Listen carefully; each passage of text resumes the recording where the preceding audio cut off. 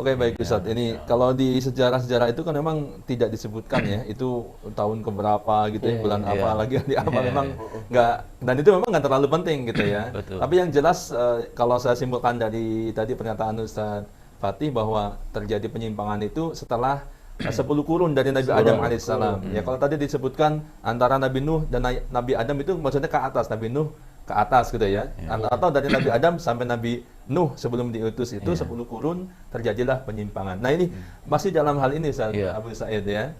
Ini mungkin Ustaz Abu Said bisa tambahkan dalam hal ini ya. Nah, penyimpangan saat itu ketika mereka menyimpang itu sebenarnya kronologinya seperti apa Ustaz Abu Said Iya. di saat itu? Mungkin bisa ditambahkan. Biar kita waspada ya. Ya. Iya. Tadi kan global dari Iya. Ustaz Fatih ya. Iya. Iya, memang kalau kita melihat sejarah kisahnya yang dibuat oleh para mufassirin Iya. ketika menafsirkan tadi kana nasu ummatan wahidah dan disebutkan dari qaul Ibnu Abbas radhiyallahu anhuma ya. Di situ banyak kisah di antara kisahnya bahwa sebelum diutusnya Nabi Nuh alaihissalam Iya. itu keadaan masyarakat itu sudah rusak. Iya, mulai Ya, rusak ya. sudah rusak. Di situ gini, jadi di kaum Nabi Nuh itu memiliki kan ada kabilah-kabilah. Iya. Ya, pada saat itu juga ada kabilah-kabilah. Itu masing-masing kabilah itu punya tokoh-tokohnya, Ya, betul. punya ulama-ulamanya, Ulama-ulamanya. ya. Ada apa? Wad, Wad. ya, Yagus, Ya'uq, Suwa. Suwa, ya, Nasr, Nasr, ya. iya. Itu masing-masing itu berbeda-beda kabilahnya. Kabilah A itu tokohnya adalah Wad, Iya, ya. misalkan ya. Iya. Memang begitu. Jadi kabilah B ini, kabilah C ini, Iya. ya. Allah alam itu namanya nggak hafal itu Betul, nama-nama betul. Kabilahnya. kabilahnya. Iya. Itu masing-masing punya itu. Di sejarah disebutkan secara globalnya ketika mereka wafat, ya, ketika mereka meninggal, ya, mulailah setan masuk, tadi kan sudah disampaikan ya, menyimpangkan. Karena selama Nabi Adam sampai 10 kurun itu lamanya, itu setan nggak bisa masuk ke dalam bab ini, bab akidah ya, dalam tapi penyimpangan yang lain misalkan kemaksiatan, hasad, dengki, ya, Ada itu. membunuh kan sudah ada di zaman itu, sudah iya, sudah ada itu. Tapi ini adalah penyimpangan terbesarnya ini, yaitu terjatuhnya seseorang ke dalam lubang kesyirikan yang membuat orang tuh keluar dari dinul Islam kan begitu. Tidak akan diampuni ancamannya. Iya, setan dan ngincer ini, Iya, betul. ini yang paling utama gitu. Ya.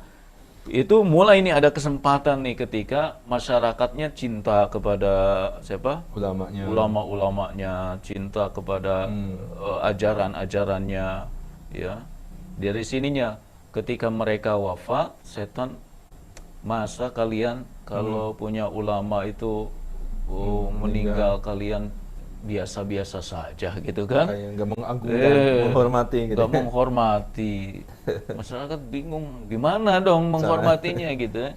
Ya minimal buatlah foto mereka gitu kan, di majelis taklim, ya.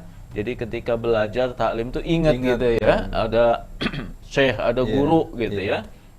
Ingat perjuangannya, ingat jasanya.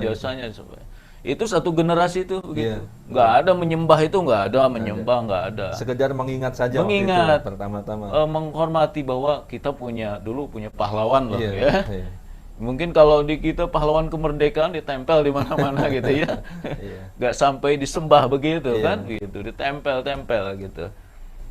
Generasi kedua setan masuk lagi dulu.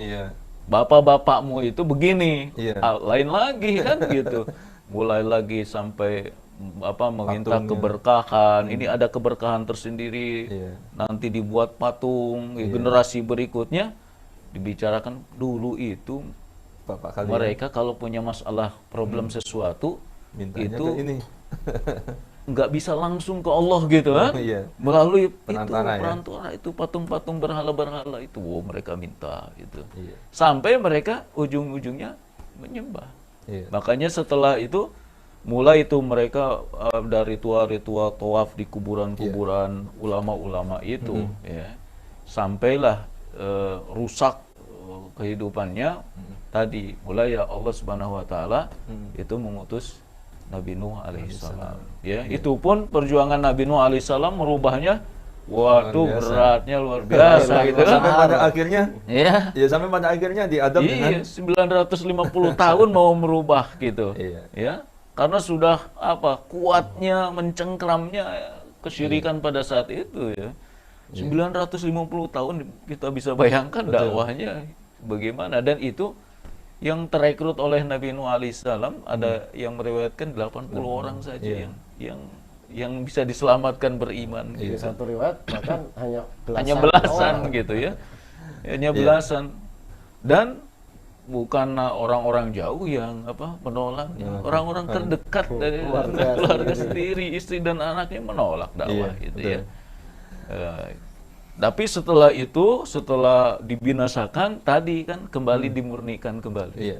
Ketika diutus Nabi Nuh, yang lain dibinasakan, yang tersisa adalah Nabi Nuh alaihissalam dan pengikutnya yang beriman. ada anaknya satu kan, Iya. yang ikut dengan Nabi Nuh alaihissalam, ya, yang beriman kepada Nabi Nuh alaihissalam tetap ada anaknya.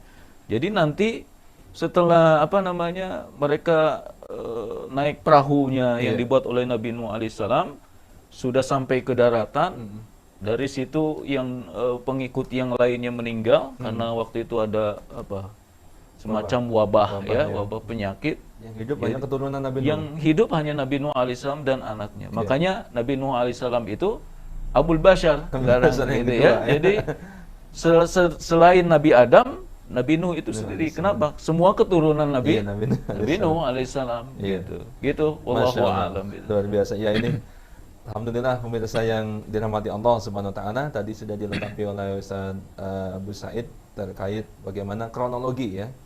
Bahwa memang di sini kita bisa mengambil pelajaran ya, Ustaz Fatih dan Ustaz Abu Said, bahwa kita harus berhati-hati walaupun kita mengagungkan ulama-ulama kita ya, Ustaz Abu Said dan Ustaz Fatih, tetap harus pada batasan-batasannya gitu ya.